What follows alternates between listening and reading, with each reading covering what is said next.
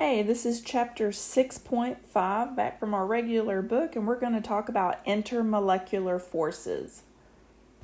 So, our definition for intermolecular forces, this is an attractive force between molecules. So, you have one molecule, a separate molecule, so how do they attract to each other?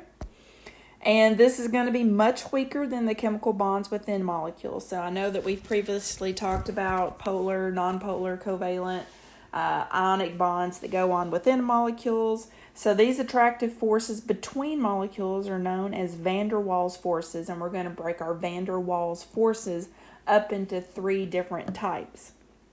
Just as a reminder, since we're talking about molecules, this is going to be nonmetals bonded to nonmetals. We're going to throw our metalloids into there too, but we're leaving metals out of this since that's ionic bonds. So, you need to get all of this into your notes, so you might want to pause it right now and get to writing as I go through and I'll start to explain. So starting off with our London dispersion forces, this is the attraction between two instantaneous dipoles. In the diagram that they have down here, we have a hydrogen molecule, again, two hydrogens bonded together. That is a non-polar covalent bond. Another hydrogen molecule, which is a non-polar covalent bond. They are non-polar covalent because they are identical atoms. And their electronegativity values, once you subtracted them, would be 0. But because there is an instantaneous dipole created, if you remember, this symbol kind of looks like a cursive S. It means partial. That means a partial positive and partial negative were instantaneously created within the molecule to create that dipole. So partial charge is created within the one molecule to create this dipole. Because that dipole was instantaneously created, now you've got two hydrogen molecules that are going to be attracted to each other, but this is the weakest strength of the three types of van der Waals forces called London dispersion forces, and these will increase in strength as the molar mass increases, so you have more electrons. The two hydrogen atoms bonded together, that's going to be as simple as you can get. That's extremely light as far as mass goes. So London dispersion forces are created. It isn't instantaneous dipoles because typically these partial charges are not within the hydrogen molecule itself, but as it gets close to another one, that will be created. So some other examples of, make sure you get these extra examples written down. Some more examples of your London dispersion forces. You could pick any of your diatomic elements, so oxygen, bromine, fluorine. We have 7. You could write down any of those. Also, too, I'm adding on carbon dioxide because if you were to write up the Lewis structure for carbon dioxide, it is a very symmetrical non-polar substance.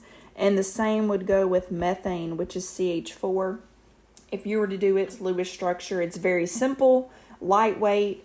There are no dipoles between the carbon and the hydrogen, or if there are any, they are very small because the electronegativity values between carbon and hydrogen are very close together, but it is considered symmetrical. So there's some more examples. Moving on to dipole-dipole forces, which are another type of van der Waals force. This time it is the attraction between two permanent dipoles because instead of having a non-polar substance as we do under London dispersion, now we are dealing with a polar molecule. And a polar molecule already has created within it the partial positive and partial negative charges between, in this case, it's hydrogen and chlorine. So you do have a dipole already created there towards chlorine. So that is inherently a polar molecule because of the dipole that was already there.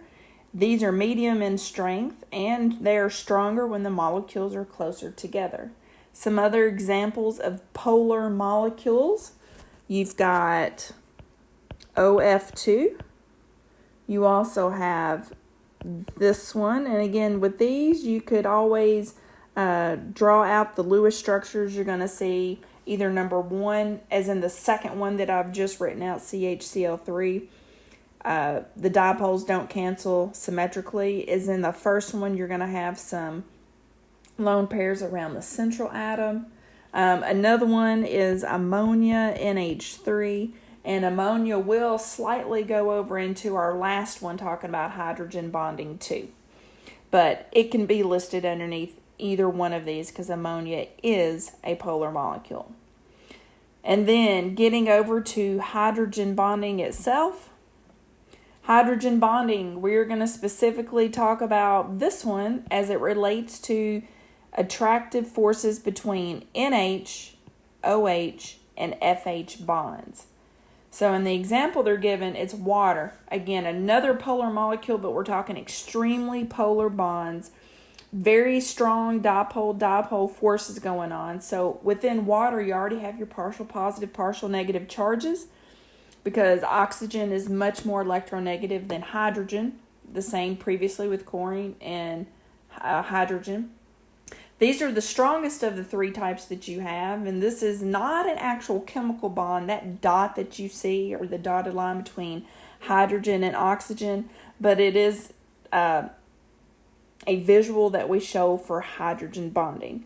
So there is a strong attraction between that partial positive on your hydrogen, this partial negative on your oxygen, to attract those two water molecules together. Some other examples of compounds that exhibit hydrogen bonding besides water. Here's an example, C2H5OH. That OH ending makes it an alcohol. So again, all nonmetals, but it is a polar substance, so your alcohols fall into that category. And here's another one for you. Again, notice both of these have the OH bond or the NH bond that are going to show you hydrogen bonding. So those are the three types of van der Waals forces that you need to be familiar with, which are intermolecular forces. We're going to go look at some of these graphically now, so some videos that go with them. So for our London dispersion forces, we're going to go look at an animation that shows you those instantaneous dipoles that are created. So you can see from this one right here, the London forces do arise from a transitory dipole. Transitory, that's it can translate from one side to another. The example we had was hydrogen-hydrogen. I mean, either one of those can instantaneously have your partial positive or your partial negative, so it translates and moves side to side. That's why in this one it's called transitory dipole. So that's your instantaneous dipoles created there, partial positive to partial negative. And then the next one we're going to look at here is the dipole-dipole interactions. You can see these polar molecules coming together. It's almost like a train hooking up with itself. You got your partial positive, which is the purple side, trying to attach to the red side, which is your partial negative, to create those dipole-dipole forces.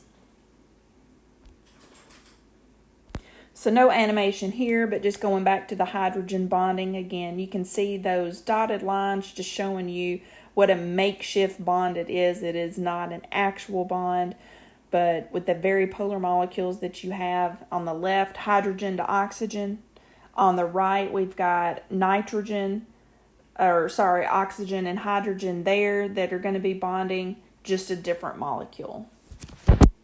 And we're going to wrap it up with a few examples. See if you can get these answers before I give them to you.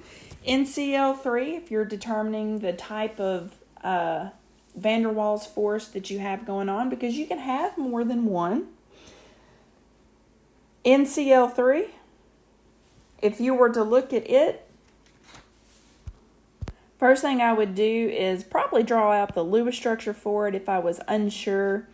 And hopefully you know that it should have 26 total valence electrons. And when you draw those out,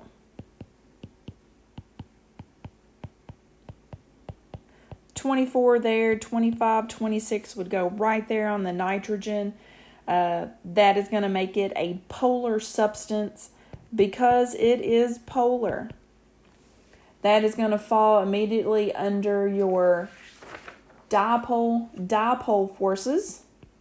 So dipole-dipole forces, which are the medium strength, and then it will also back up into your London dispersion forces, being the weakest of the two. So dipole-dipole, and it's going to go automatically into London dispersion too. The next one is CH4. Again, if you were unsure, you could draw out the Lewis structure for it. And this would be the completed Lewis structure. It is symmetrical, no lone pairs on the central atom. So this one is going to fall underneath nonpolar. It's a nonpolar substance. And because it is nonpolar, what type of forces will it have on it? I'm hoping that you answered our London dispersion forces. And that would be the only type of the three that we discussed today. And then the last one, HF. If you were to draw out the Lewis structure for it, it would look like that. And I'm hoping you realize that HF bond automatically throws it underneath our strongest one, which is, for it being a polar molecule, the hydrogen bonding. The hydrogen bonding is the strongest.